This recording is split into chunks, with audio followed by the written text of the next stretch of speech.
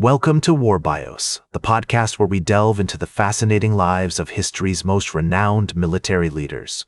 I'm your host, General Biography, and today we're exploring the extraordinary life of Bertrand du Guesclin, a French knight who rose to prominence during the 100 Years' War.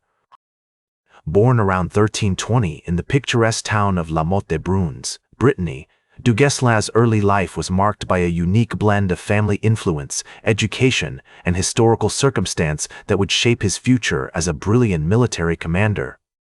As we step into the world of 14th century Brittany, we find ourselves surrounded by rolling hills, dense forests, and a strong sense of community.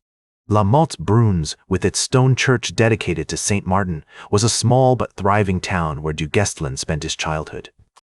The local population was predominantly Breton, with a rich cultural heritage that emphasized chivalry, loyalty, and duty, values that would become the cornerstone of Du Guesclin's character.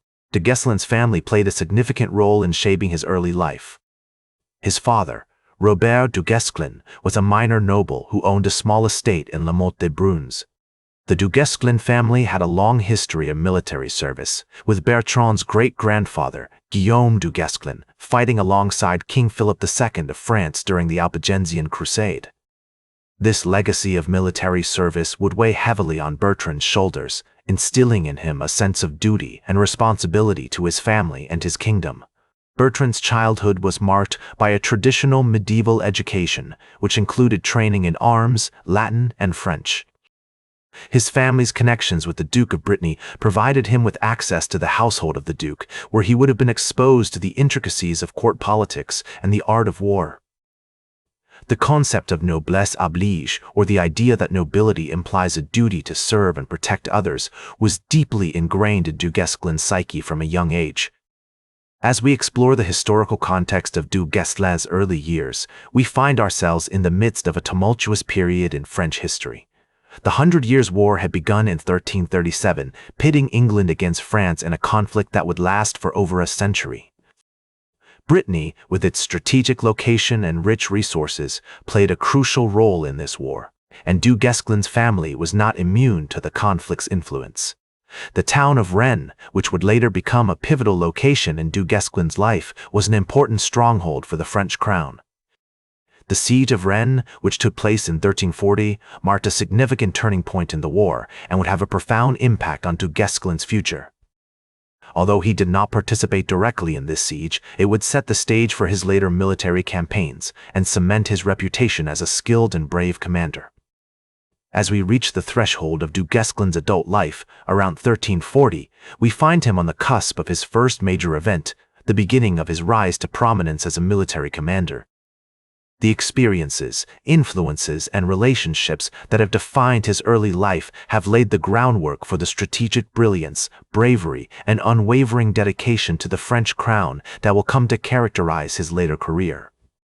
As Du Guesclin entered adulthood, around 1340, he began to make a name for himself as a skilled and brave commander. His early experiences in battle were shaped by the influence of his family and the historical context of the time. The 100 Years' War was raging on, with England and France locked in a bitter conflict that would last for over a century. Brittany, with its strategic location and rich resources, played a crucial role in this war, and Du Guesclin's family was not immune to the conflict's influence. Du Guesclin's first major military campaign took place in 1341, when he joined the army of Charles de Blois, the Duke of Brittany. The Duke was engaged in a bitter struggle for control of the duchy, and Du Guesclin quickly proved himself to be a valuable asset on the battlefield. His bravery, tactical genius, and unwavering dedication to the French crown earned him recognition from his peers and superiors alike.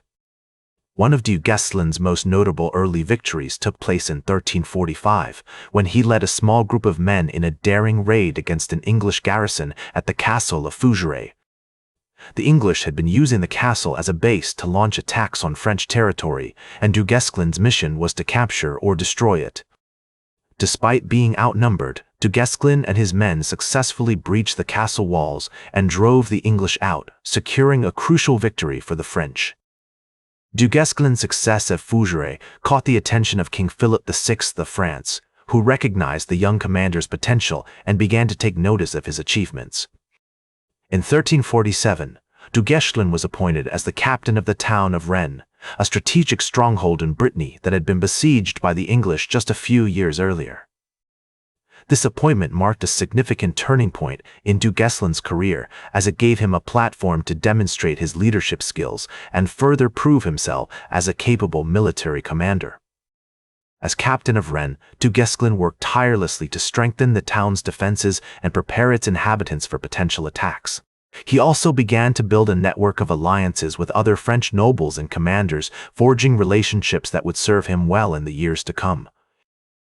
Du Guesclin's reputation as a skilled and brave commander continued to grow, and he became known throughout France as a champion of the French crown.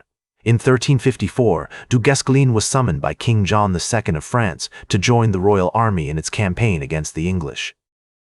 This marked a new phase in du Guesclin's career, as he began to operate on a larger stage and take on more significant responsibilities. He played a key role in several major battles, including the Battle of Poitiers, where the French suffered a crushing defeat at the hands of the English. Despite this setback, du Guesclin continued to demonstrate his bravery and tactical genius, earning recognition from his peers and superiors alike. In 1357, he was appointed as the Constable of France, a position that gave him overall command of the French army. This appointment marked the pinnacle of du Guesclin's career, as he became one of the most powerful and respected military leaders in France. As we reach the midpoint of du Guesclin's life, around 1360, we find him at the height of his power and influence. His campaigns, battles, and command decisions have cemented his reputation as one of the greatest knights of the 100 Years' War. However, challenges and setbacks still lay ahead, and du Guesclin would need to draw on all his experience and cunning to navigate the complex web of alliances and rivalries that characterized medieval politics. In 1364, du Guesclin played a key role in the Battle of Cocherel, where he led a French army to victory against the English. This battle marked a significant turning point in the war, as it gave the French a much-needed boost in morale and momentum. Du Guesclin's tactical genius and bravery on the battlefield earned him widespread recognition, and he became known throughout Europe as one of the greatest military leaders of his time.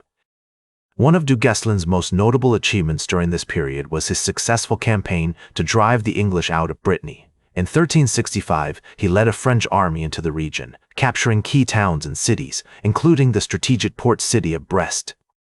This campaign not only secured a crucial victory for the French, but also cemented du Guesclin's reputation as a master strategist and commander.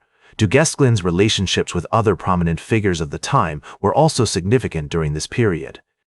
He formed close alliances with powerful nobles, such as Charles V of France and Louis of Anjou, and worked tirelessly to build a network of support among the French aristocracy. These relationships served him well in his military campaigns, as he was able to draw on the resources and expertise of his allies to achieve his objectives. In 1370, du Guesclin was appointed as the commander of the French army in the south of France, where he led a series of successful campaigns against the English. He captured key towns and cities, including the city of Limoges, and drove the English out of the region. This campaign marked one of the final major victories of du Guesclin's career, as he continued to demonstrate his bravery and tactical genius on the battlefield. As we approach the end of du Guesclin's life, it is clear that his legacy as one of history's most renowned military leaders was already cemented. His campaigns, battles, and command decisions had shaped the course of the 100 Years' War, and he had earned a reputation as a master strategist and commander. Despite facing numerous challenges and setbacks throughout his career, du Guesclin remained committed to his principles and continued to fight for what he believed in. In the words of the French chronicler Froissart, Bertrand du Guesclin was a man of great courage and wisdom, who had a deep understanding of the art of war. He was a true leader, who inspired loyalty and devotion in his men, and who fought tirelessly for the glory of France. Du Guesclin's legacy continues to inspire military leaders and historians to this day, and his place in history as one of the greatest military leaders of all time remains unchallenged. From his humble beginnings to his rise as one of the most powerful and respected military leaders of his time, du Guesclin's story is a testament to the power of courage, determination, and strategic genius. Thank you for joining us on this journey through the life of Bertrand du Guesclin. That's all for today's War Bios. Remember to like, share, and subscribe. And until next time, I'm General Biography reminding you to keep marching toward victory.